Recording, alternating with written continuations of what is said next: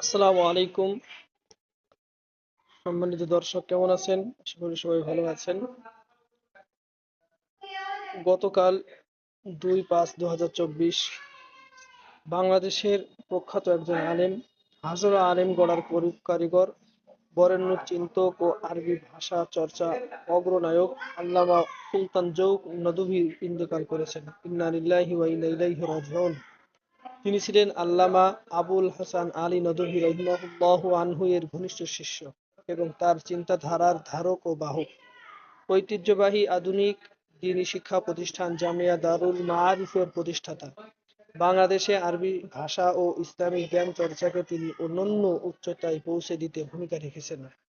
তার প্রতিষ্ঠান ও সারা বিশ্বে ছড়িয়ে থাকা ছাত্রদের মাধ্যমে তার বহুবিধ খেদমত ও দেশের যুগের পর যুগ জারি থাকুক।